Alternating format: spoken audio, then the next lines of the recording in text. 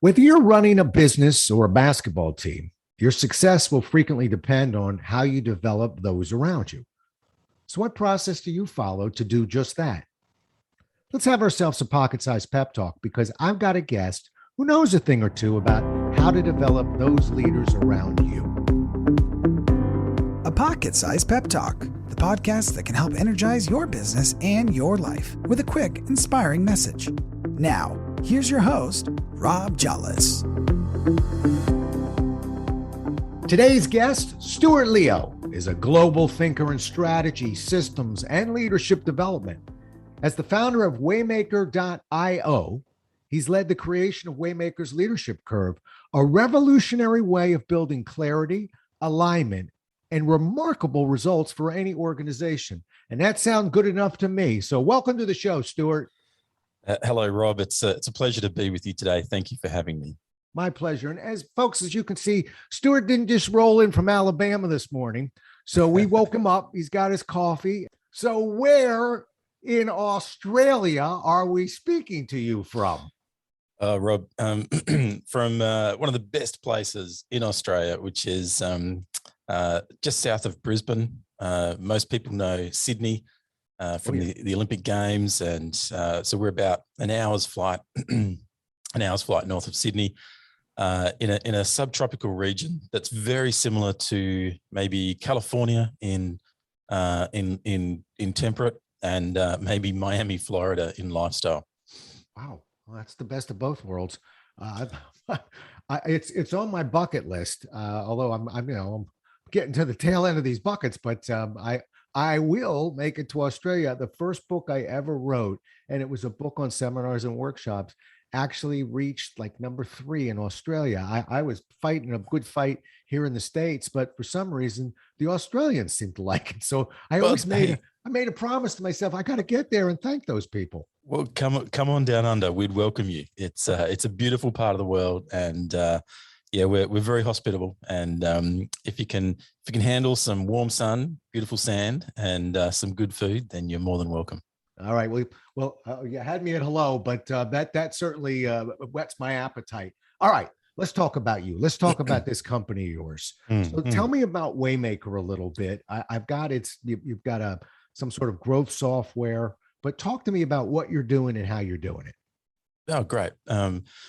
Waymaker is an intelligent business management platform. Now that sounds fairly big and fluffy, but effectively, what we've done is connect 3 things together: the ability to diagnose an organization rapidly in minutes to identify growth opportunities and strengths and weaknesses across hundreds of data points.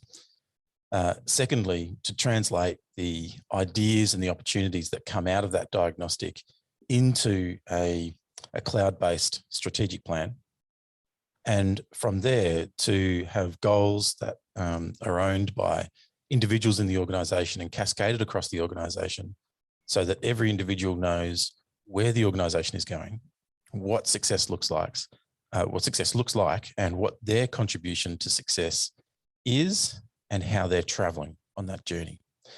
And so we believe very much in providing clarity to our customers, clarity in where they are as an organization, where they're going simply and visually, and how each team member can contribute to that success. And that clarity powers extremely effective alignment. And alignment is actually the key to unlocking results. It's often the misunderstood element, but that's the key to unlocking high performance. Okay, well then let's dive into that. So tell me how so alignment is the key to unlocking high performance. Big line. How? Well, it's very simply, if you understand what success looks like for your organization, you're aligned to what that success is, and your contribution is aligned to that success, and therefore success for you equals success for the organization, then it's the classic win-win. And so often in organizations, success for the organization can easily look like loss for the team member, and loss in time or loss in alignment loss in revenue. And so, you know, if we're both business guys, if we're out in the business world and we're trying to build a deal, the best deals are win-win deals. Right. And so often in organizations, we see team members losing in order for the organization to win. And quite simply, win-win deals are when the employee wins as much as the organization wins. And if we can bring simplicity to that clarity of what a win looks like for a team member, and if we can show them simply and easily their progress to that win, and if you can repeat that many, many times over in the organization, then actually winning as an organization is the combination of the sum of the parts. The organization only ever wins when its team member wins. And that's the difference. That's well said. You know, I remember one time I wrote an article once. It was a very simple article, but I said, you know, I can give you sort of the litmus test, in my opinion, of a good manager. You know, you tend to have one of two. One is protecting his or her turf, is trying to figure out how to manage you so you're not going to be a pain in the neck, and certainly not outshine or get in the way of the manager. And the other one, and I remember a guy, I'm going to call him John, that's his first name, but I'm going to pay him a compliment. But I remember this one manager I had at Xerox named John, who was just very unemotional, but just walked in first time, sat down and said, my job is to figure out what you want to do and how we're going to get there. And if I can do that and make you successful, I'm successful. And I remember he walked that walk and talked the talk, and it sort of shook me up. I was like, me, sir, me. I never heard a manager so unemotionally say, that's really why I'm here. I'm that conduit. I'm going, you know, first we have to figure out what it is, and then that'll be my role. I'm just going to, you know, you may fail along the way, but I'm going to build you a path to do that. And within a month or two, I would have run through a wall for this guy, because quite clearly that's exactly what he was doing with each one of us on the team. And so we weren't battling each other. We were just trying to figure out what success looked like for us. We had a manager that was building a process, something measurable to get us there. And I'll never forget him for it.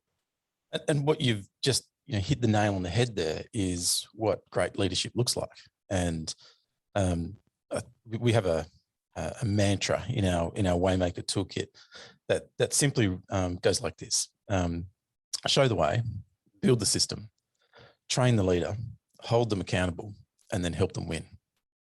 I'll repeat that if you like. Show the way, build the system, train the leader, hold them accountable, and then help them win.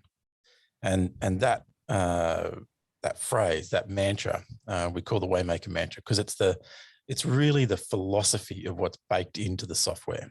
And that, if you can adopt that as your leadership mantra, then you will be making people successful around you, and they will be making you even more successful.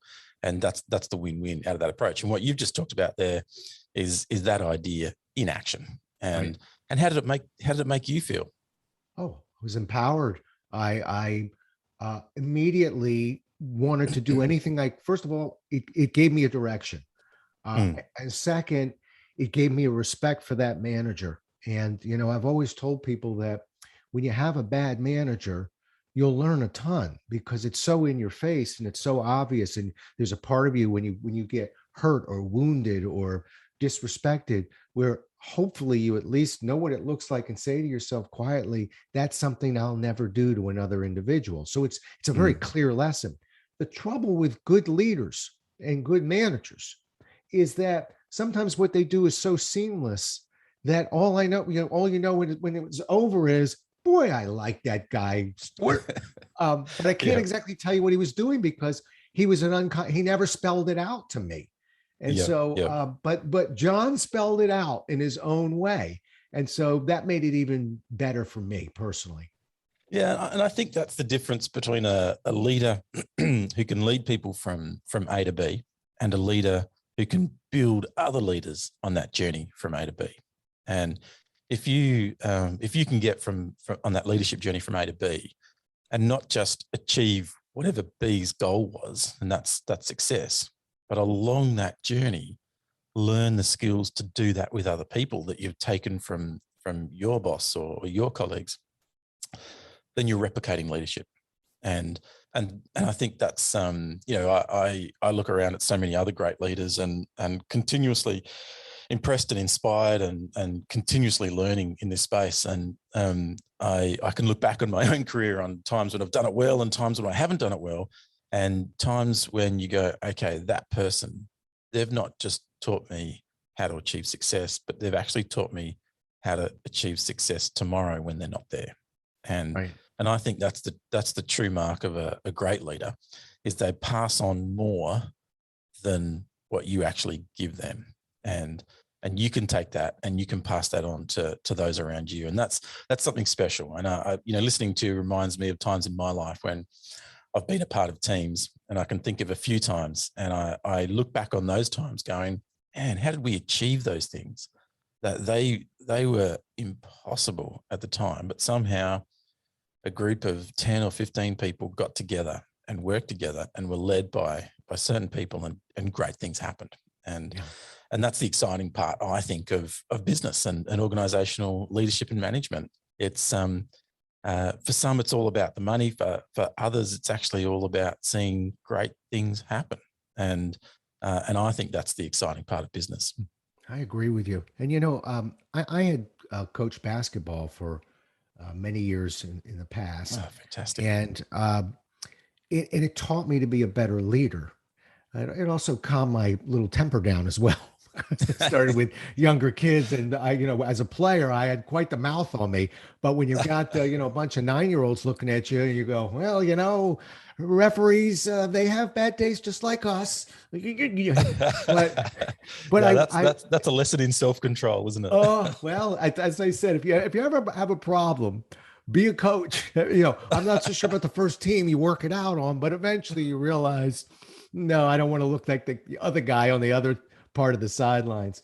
But what I learned as a coach, and what I still watch is from coaches, and great leaders, it's not the superstars they're developing. Everybody's got a couple superstars. There's a star on the door. You did a great job hiring of them.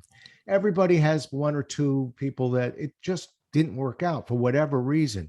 And I'm going to just take a fictitious pool of 10. So we've got one superstar on the top. We've got one that is going to be maybe in the wrong place right now. Let's say that nicely. And we've got 8 others that are going to go one way or the other.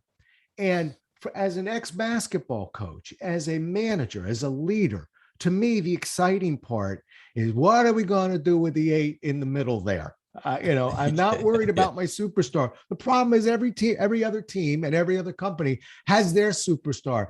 In sports, they actually guard each other. So in a sense, they almost cancel each other out. The great teams, the great leaders, to me, are the ones that find that avenue in to that middle section. And not only do they inspire them, but some of the others see that and become inspired, and the wave begins. Now, I'm the amateur at this. You're the pro. But that's what I've seen. Yeah, and I 100% agree with you, because stars can make a difference on a pitch or on a basketball court, but teams actually carry the load. And I think when we take that idea back into organizations, then we have to acknowledge that there are rising stars. There are people that are exceptionally good at their job, and they should be given the freedom to grow and excel and achieve amazing things. But we've always got to bring the organization context back into view.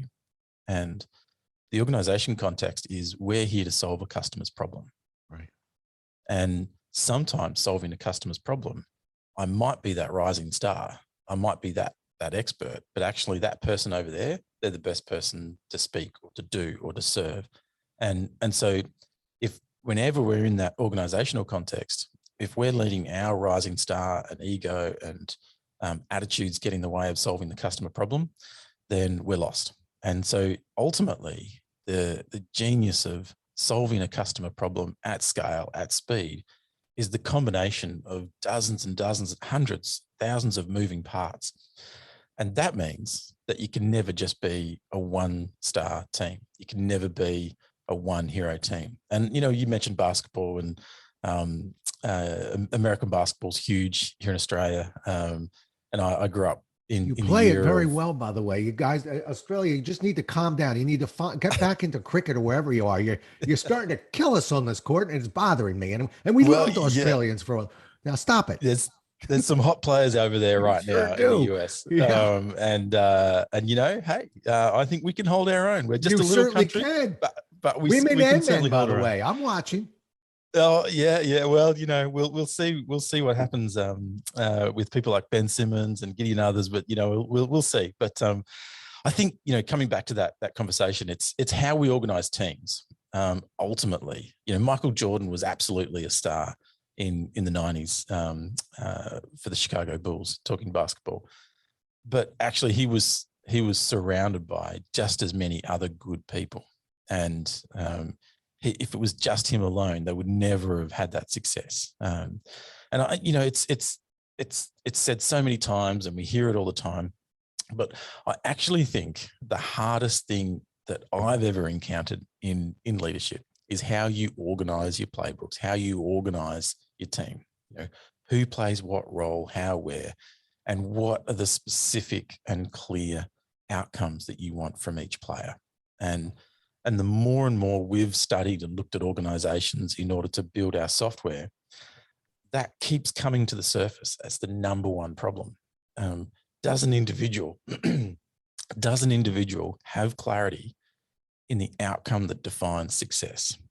And more often than not, sadly, and continuously this comes up, that the individual doesn't have brutal clarity.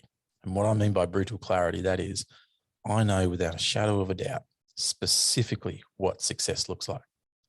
And I know how I need to go about achieving it, which means they come in on a day-to-day basis, a week-to-week basis, and there's fuzziness, which means it's easy to get distracted into that new, shiny, special project because I'm not 100% clear on the work over here, so I'll just get my time focused over there.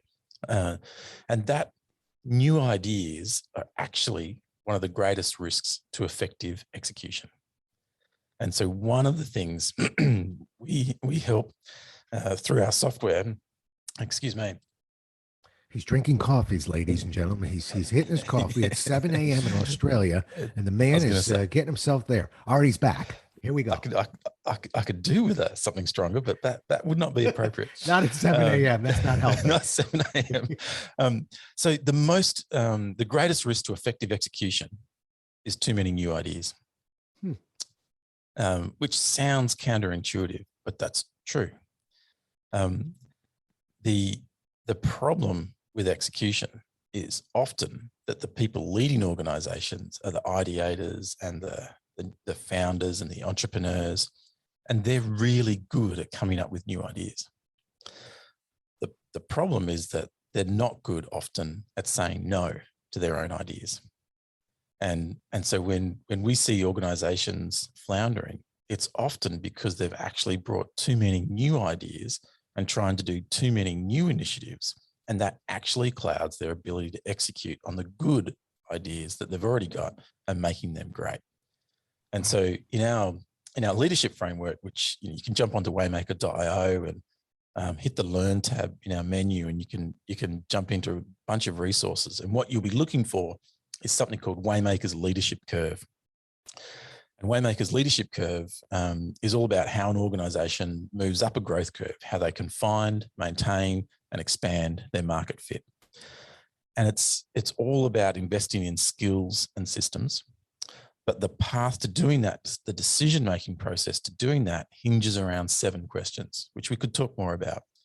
And the 7th question, and those questions, by the way, the 7 questions are designed to ask and answer every quarter to continuously affirm, refine, and focus your strategic vision.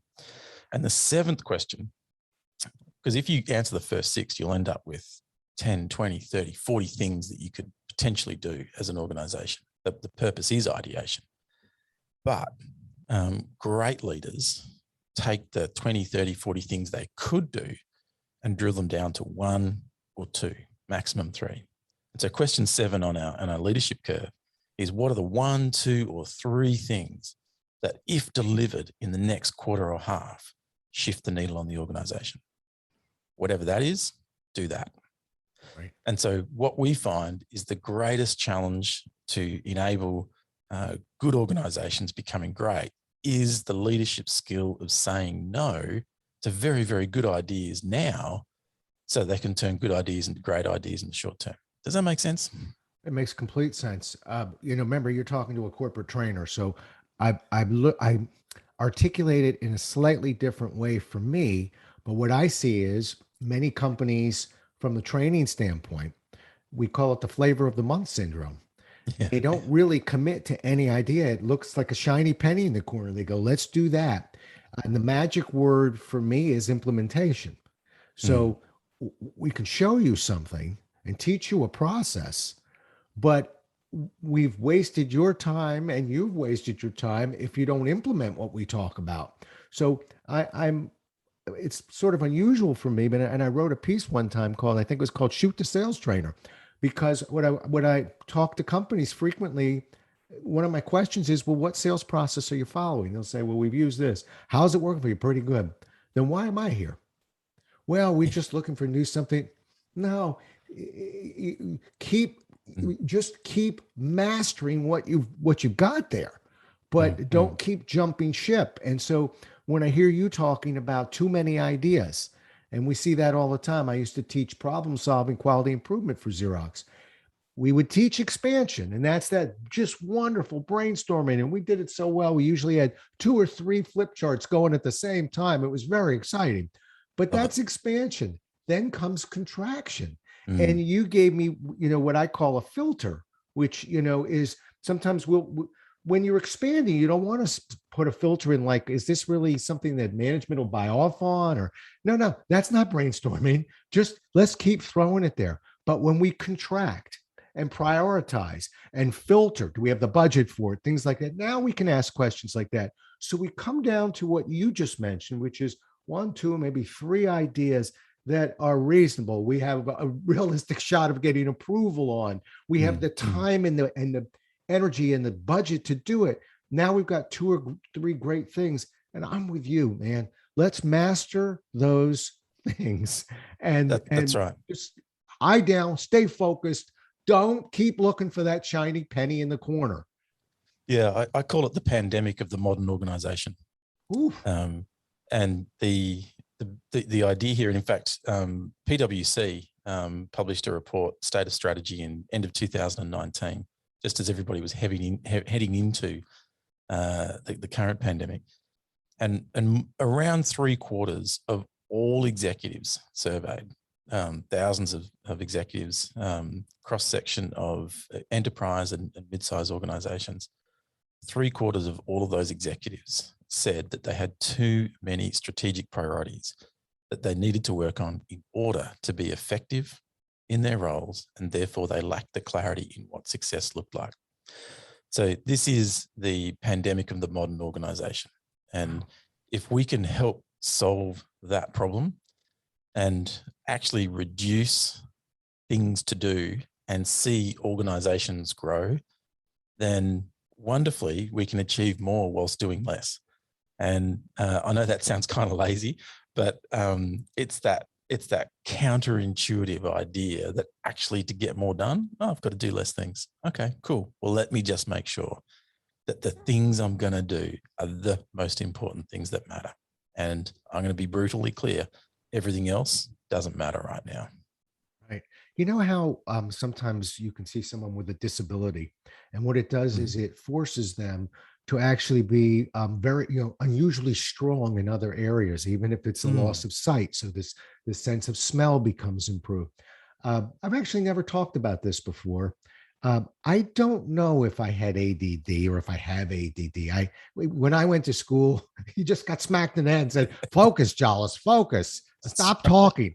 But what happened with me is I had to learn to just focus. And so it drives my wife up a wall sometimes, because I'll be doing something and she'll say, hey, I need this and that. I'm like, please, please let me finish this pencil drawing or whatever I'm doing.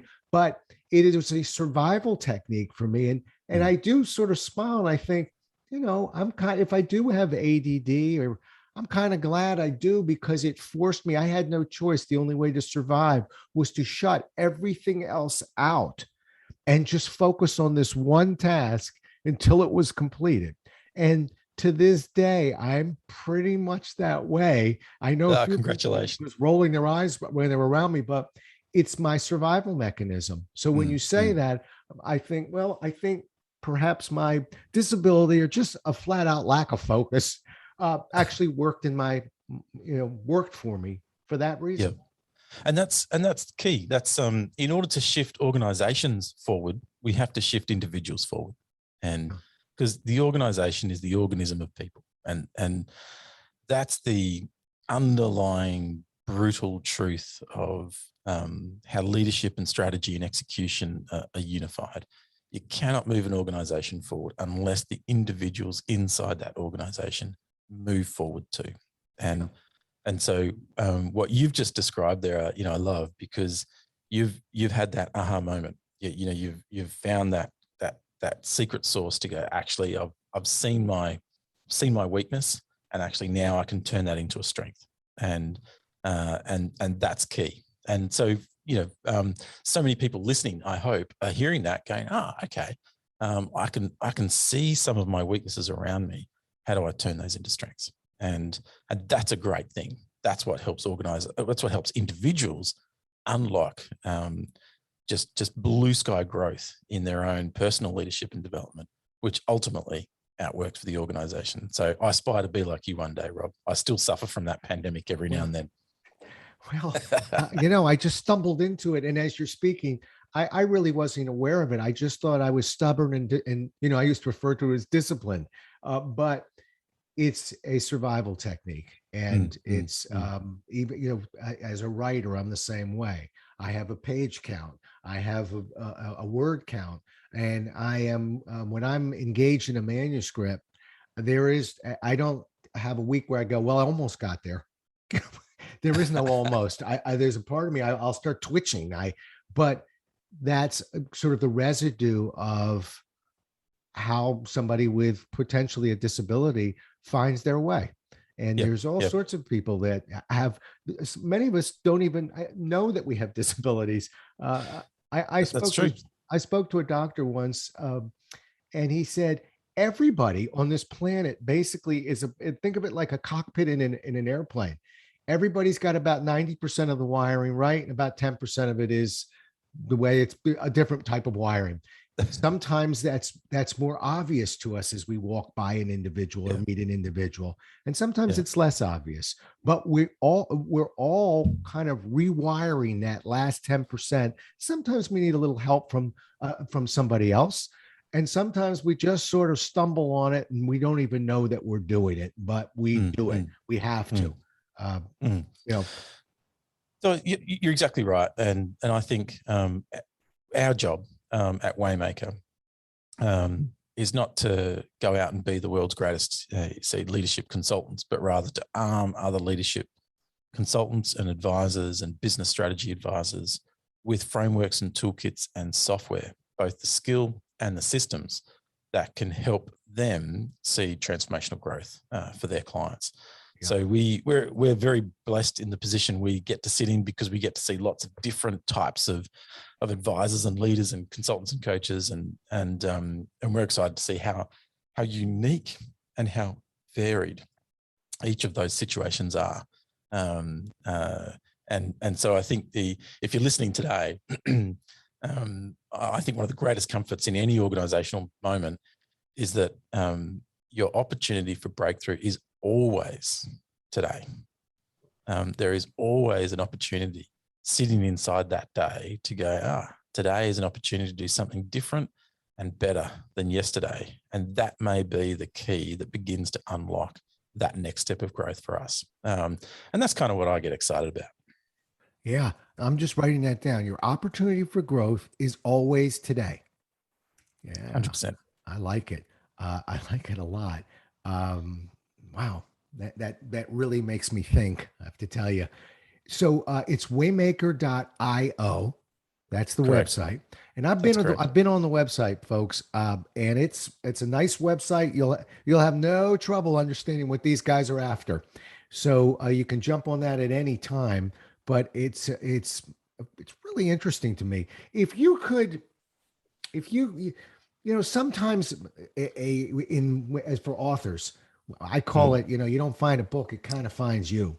I think mm. that sort of translate into business too. When we're more entrepreneurial, you don't find it, it just sort of finds you. How did you find this? How did this find you? That's a great question. and really the answer to that question um, comes from problems encountered.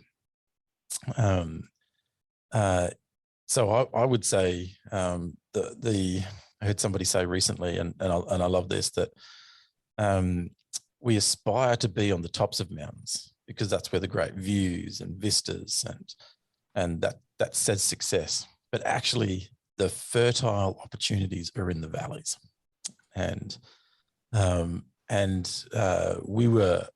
a consulting organization for about 10 years. And to be honest, we hit our own crisis of identity. Who are we? What are we doing? And we had been developing certain tools around diagnosing organizations and rapidly identifying growth areas. And we'd been developing some other products and tools. And we had this moment of crisis, our own pain. I'm one of those guys that hit that wall going, I feel like I'm running 5 businesses when I should really be just focusing on one. And I had some really wise people around me give me the slap across the face, so to speak, and really challenged me to actually think about what we were doing with our own organization. And it was those tools and processes that we had to go back through and put ourselves back into. And we went, yeah, okay, this needs to become a platform. We need to turn this into software that others can use. We had seen it work effectively with other organizations, and it was surfacing the issues in our own organization to go, this is where success is. And so Waymaker was actually born in the valley of a previous organization where we were seeing clients do extremely well by following what we taught. And we realized that we weren't practicing what we preached. And so we started practicing what we preached, and we realized here's an amazing opportunity. There hasn't been a platform put together that can rapidly diagnose, rapidly plan, and rapidly align teams with clarity. There's lots of different tech tools out there that do one of those things, but how do you connect the dots across those 3? Because that's a secret sauce. And so we found that in our valley, and we were fortunate that we found it a little bit before the pandemic hit. So we spent most of the COVID shutdowns and lockdowns buried away in rooms, making and dissecting and deconstructing and reconstructing.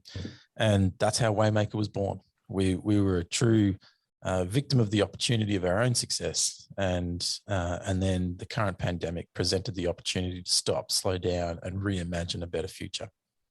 Wow. Is there a book in your future? I'm sure there is, yeah, there's one in the works at the moment, and it was interesting because the common path to do what we do is often founder has big idea, founder writes book is successful, people take the book, use the insights in the book, and then you license the IP and you create this kind of networked business. And at the time, I remember sitting down with a few of the team members and some advisors around me, and I go, go write the book, Stu. There's a whole lot of stuff in there. It's a little bit disorganized. Go write the book. I said, yeah, I think we could, but I think that's what you do in the 20th century. In the 21st century, I think you go and write the software.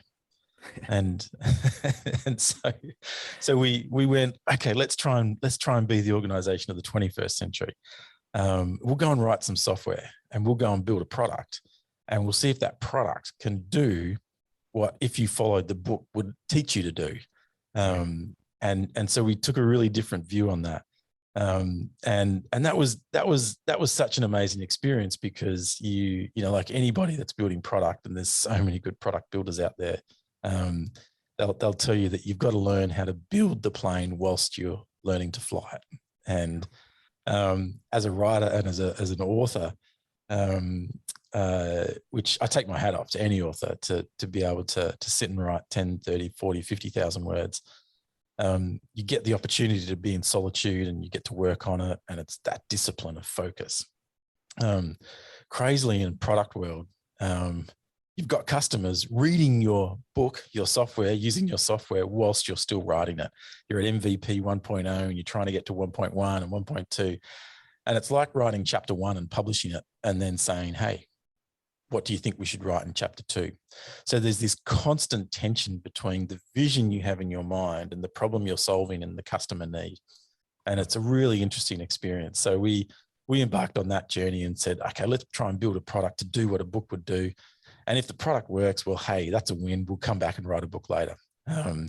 Now, that sounds rather altruistic, but I am going to say commercially, when I looked at the commercials and when I could write a book and maybe somebody would buy that book once for $30, maybe at best, or I could write a piece of software. And now this is giving away all our secrets. Then they could maybe pay $30 a month, every month, to use the software. Now that's why software companies are so valuable. Let's go make a product. So you just destroyed the entire book world there, but it was a good answer. And all my author friends now are probably screaming. Let's meet in the middle on that one. By the way, I don't really disagree with most of what you said. I always see a book as just another, remember, just as we talked about with teams, everybody processes information differently. Everybody takes in. So for me, what a book does is it slows down and it says, here, now you've gone through the software, you've met the company. And in this book, you're going to be discovering things like your opportunity for growth is always today. You're going to be discovering more of the philosophy, some of the things that don't really fit into software, but might fit into this subject. Because if I were mentoring you, I would tell you I'd be nervous anyhow writing a book, because by the time you got done with chapter 3, already your software is changing or technology is changing. What would that book look like 12 months after it was out? So I would stick with philosophy in the book and get yourself out of trouble. All right. I would meet you in the middle on that too, Rob. That's my cheat answer for why I didn't write a book. Okay. There you go. It's also really hard, by the way. So, I know it is. I have to admit, my father is a great writer. He's written many books, and I look at him and I look at his discipline and his focus, and I go, wow, that's something I need to grow into. I'm not there yet. So I tip my hat and acknowledge your skill and capacity there. It's a stubbornness. I haven't met him, but I'm sure he's a very stubborn guy, because it's just a matter of really being stubborn. All right. Last question. Okay, here we go. What's one thing that a leader could take away from today and do tomorrow? Great question. One actionable item.